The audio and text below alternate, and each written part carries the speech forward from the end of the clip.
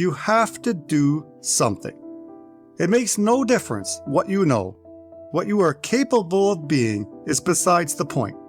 What you know is irrelevant. The only thing that matters when it comes to dealing with obstacles and creating success is what you actually do. Welcome to Philosopher Insights, the podcast that delivers wisdom in minutes a day that you can put into practice daily and strive to master over a lifetime. The podcast committed to sharing ideas that encourage you to bridge the gap between who you are today and the person you aspire to be in the future.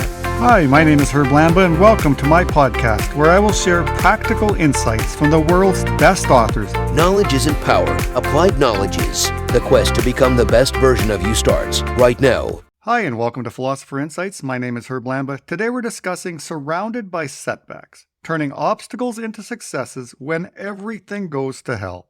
The author of the book is Thomas Erikson, and this book is published in 2021.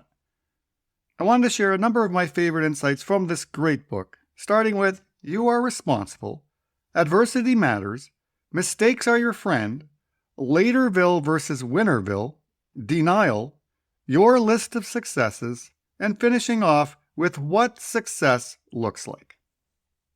So let's start with the introduction. Quote, sometimes you feel as though you're surrounded by setbacks, obstacles, and adversities, little ones and big ones, and each time you're overwhelmed by a feeling of hopelessness. You've picked up a book with a slightly depressing title, but this book isn't really about setbacks. It's about how you can deal with what you perceive as setbacks and instead learn to achieve success. Life is what it is. It's more a question of what you make of it than of what happened around you. Like a wise person once said, it isn't about what happens to you, but about how you deal with it. Despite unimaginable difficulties, some of these people do keep going. How? What is their secret? Why don't they just lie down and give up? Somewhere I heard an expression that stuck in my mind. If you find yourself in a rowboat way out at sea, by all means say a prayer, but start rowing toward land at the same time. That's a good approach to difficulties and setbacks in life. Sometimes you need to hope that it will get better, but you also need to act. And here we have one of the most important keys to dealing with setbacks and building your path towards success. You have to do something. It makes no difference what you know and what you're capable of doing, not even if you have an IQ higher than anyone south of the North Pole. However well-read you might be, and whomever you may have listened to, whichever books written by the world's cleverest people you may have read, it makes no difference. No difference at all. What you are capable of being is besides the point. What you know is irrelevant. The only thing that matters when it comes to dealing with obstacles and creating success is what you actually do. The tips and ideas I present are only relevant for those who want to get more out of life than they do today. They're for people who want to reach a certain goal with a particular time frame. End quote. That is from the introductory chapter from Surrounded by Setbacks by author Thomas Erikson. I just love the subtitle, Turning Obstacles into Success When Everything Goes to Hell. It is exceedingly difficult, if not impossible, to optimize our lives if we're unable to adequately deal with life's setbacks and obstacles. I am honored to share a handful of my favorite insights from this great book, so let's begin. Insight number 1. You are responsible. Quote, your responsibility is basically never ending. What does that mean? It means that everything you do is your responsibility. Your actions, regardless of whether they're evil or good, are entirely your responsibility. Even if someone else asks you to do a particular thing, the decision to do it and how you do it is your responsibility. A blockhead brought some donuts to the office. You ate 2 and your diet is all messed up. Come on. Who decided to eat those donuts? Whose body was affected? Your work colleagues? No. It's your waistline that is now challenging your clothes budget. You can always control your own actions. End quote. Nobody can force you to think, feel, say, or act in any way because you control the keys on the keyboard of your mind, and no one can push your buttons. Similarly, you have little influence over how other people react since they react based on their mindset. The first key understanding is that you are responsible for everything that you do. But equally as important is knowing you are fully responsible for everything you don't do. Quote, "If you should study but don't study, and instead play computer games for 6 hours, then you only have yourself to blame. It was you who couldn't care less about studying, and now the exam is coming up regardless." End quote. We easily become victims of our own passive nature. If you don't do what is important, if you don't make smarter choices, and if you wait to get started on things that matter, then you are fully responsible for all of it. It's on you, nobody else. Insight number 2. Adversity matters. Quote, "It's my absolute conviction that a setback is something positive. It's like a muscle that you want to strengthen. If you put it under stress, it will become stronger. If you never exercise it, it will wither away. To make yourself stronger, you need to push your mental muscle. Success demands that you are prepared for the risk of meeting setbacks. My own theory is that this is what leads many people to give up far too early. They love life when it swings in the right direction, but dread it when it goes in the opposite direction. And as usual, if you want to avoid risk completely, then you're hardly going to get anywhere in life. If you don't shoot, you won't hit the target. And yet, so many people tend to sit down and bide their time. Wait. Because it's horrible knowing that something can go wrong. Risks are unpleasant." End quote. Success demands that we learn to expect setbacks and not permit them to derail our plans. Success is a set of peaks and valleys, and we need to learn to love the valleys because that is where true growth occurs. The path to your dream is rarely ever a straight line. Are you turned off by risks? Do you find it more convenient to wait in the safety net of your comfort zone? It is the unwillingness to take risks that separates the doers from the dreamers. While the dreamers are waiting for the right time to act, the taker has already reaped the benefits. Risk takers are more likely to succeed because they're willing to put in the effort when everyone else is hesitating. We cannot talk about obstacles and setbacks without reflecting on the mantra that was tattooed to our brains in the Optimized Coach program. Obstacles make me stronger. OMMS, OMS.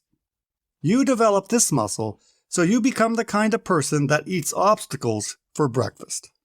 Insight number 3. Mistakes are your friend. Quote, "Making mistakes is of course a pain. It can create setbacks and leave you sick to your stomach. But it's also unavoidable to sometimes make mistakes. This is part of the learning process. Mistakes and errors are simply feedback that tells you this particular thing didn't work. Try something else. Never making mistakes means very little learning of new knowledge. There is almost nothing that teaches you more about a particular thing than doing it wrong from the start. And yet, many people are hesitant." End quote. I know what you're thinking. Well, Mr. Erikson, thank you for being Captain Obvious here. I appreciate that this advice sounds like common sense, but is it really common practice? Are we teaching the kids of today that it's okay to make mistakes? If a child wants to impress their teacher, their peers, and their parents, making more mistakes is not likely to be the chosen path, but it should be. We are grooming children to fear mistakes, to look at mistakes as a bad thing, rather than the single greatest opportunity to learn and grow. As these children transition to adulthood, they continue living their lives in fear of making a mistake. As you sit down to watch your favorite movie, do you think they created the movie in one continuous mistake-free shot? Of course not. It likely took hundreds, if not thousands of takes to get that right. As the director of your own life, allow yourself the grace to make mistakes and appreciate the learning that comes from them. In movie terms, a mistake is nothing more than a mistake. Just reshoot, just try again. Insight number 4. Laterville versus Winnerville. Quote, "This idea is so brilliant and so urgent. It's so important and so critical to your future that you simply have to think it through just one more time. You need to wait for the right opportunity. Maybe the weather could be better. Later on might be a good time to roll up your sleeves. When you feel stronger, more rested, more motivated. When the planets align or when the recession is over.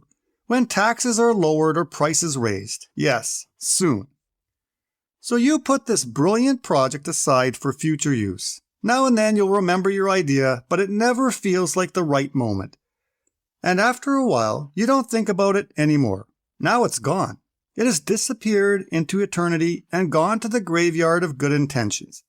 You don't even notice that you have moved to a place called Laterville. End quote. If that passage had been accompanied by a photograph, the author might have easily utilized a photograph of myself to depict the perils of living in Laterville. By my best estimate, I spent the better part of 15 years in Laterville. I knew I had a bigger calling in life, but I managed to find every reason not to start. After all, what is the hurry? There's always tomorrow, next week, or next year. Relax. Quote, to put it bluntly, in Laterville, everyone is on their way to nowhere. End quote. Do you really want to be a part of Laterville's community, forever trapped in a world where the only thing that matters is the here and now, and future possibilities are a hazy picture that no one actually considers? I don't believe you're interested in being a lifelong resident of Laterville. Here is what is remarkable. You have an alternative. Winnerville.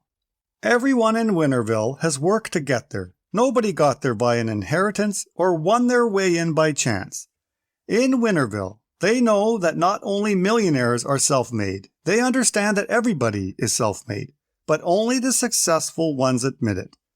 In Winnerville, you'll find everyone who has chosen to believe in themselves rather than listen to others, those who refused to believe it was impossible and now stand there stronger than even they themselves dared to hope. End quote. I believe if you're taking the time to read or listen to this, your preferred destination is Winnerville. You want to live where the air is cleaner and roads are less crowded. The decision to go out and test your true abilities is completely up to you. If you want to move to Winnerville, it begins with a decision to start. Insight number 5, denial. Quote, in 2019, an American study showed, brace yourself, that 75% of all employees hate their jobs. Do you have a dream job? If you do, then I want to congratulate you. But if you don't have your dream job, what are you currently doing to get it? Or are you living in denial? Are you one of those people who go around singing the praises of your own job and praise your employer every time you get the chance? And if you are, is that genuine? Or are you trying to ignore the fact that you would rather do something completely different?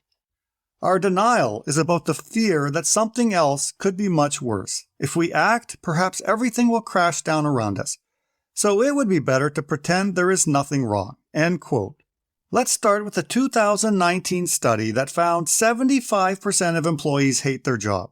It's astounding that people spend 40 to 80 hours a week at a job they hate.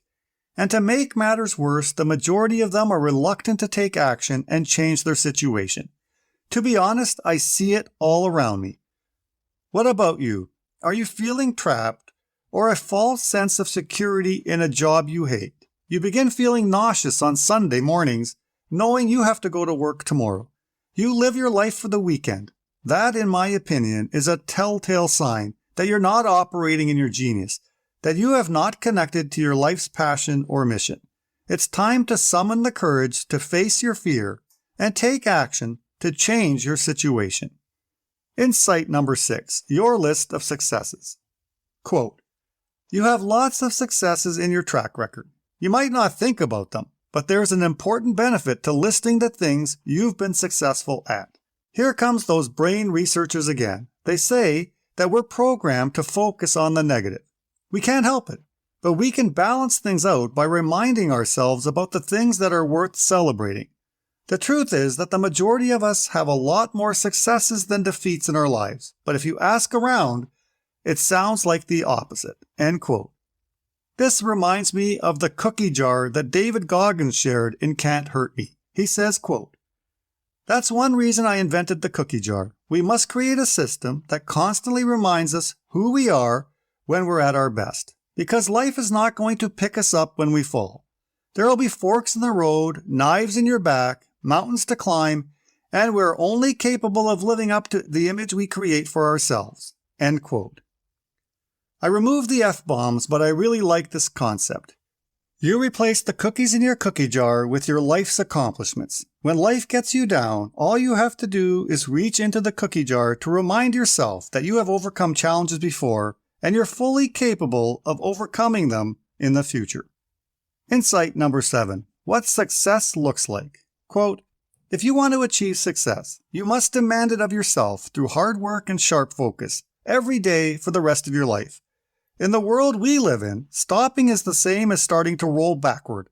But the world doesn't care. It's up to you to decide what you want to do about this. The world won't demand that you keep yourself in good shape and eat healthily so that you don't have a heart attack. You do, however, need to demand that of yourself if you want to live to be 100. The world won't demand that you read books or develop yourself in some other way to increase your knowledge and make yourself more employable. You need to do that for yourself if you want to build a career. You can choose to define success for yourself. That is what is so great about it. You and only you decide what is important for you. But you should be aware that success is something that you are renting rather than something you own. End quote. So good. Remember that stopping is the same as starting to roll back. Jeff Olson in The Slight Edge says, quote, in a constantly and rapidly changing world like ours, you simply cannot remain the same as you were yesterday. You are in motion. You have no choice in that. But motion in what direction? You have total choice in that. End quote. The world will not demand anything of you. You get to define success for yourself. When it comes to succeeding in life and developing your ability to overcome the setbacks you face, your attitude and commitment to improving will be your driving force. That concludes my quick look at Surrounded by Setbacks by Thomas Erikson. Thomas Erikson is a Swedish behavioral expert, active lecturer, and best-selling author. For more than 20 years, he's been traveling all over Europe delivering lectures and seminars to executives and managers at a wide range of companies, including IKEA, Coca-Cola, Microsoft, and Volvo. I hope you enjoyed today's insights and will seek out opportunities to put them into practice in your own life and to teach them to those who matter to you. You've been listening to Philosopher Insights with your host, Herb Lamba. If you enjoyed this episode and you'd like to support the podcast, please share it with others, post about it on social media, or leave a rating and review. To go deeper with me, you can register for free at www.philosopherinsights.com for instant access to a growing library of Philosopher Insights, which are 8 to 10 page PDFs plus 20-minute MP3s that break down my favorite insights from the world's best personal development books. To catch all the latest from me, you can follow me on Facebook at Optimal Herb. Thanks again, and I'll see you next time.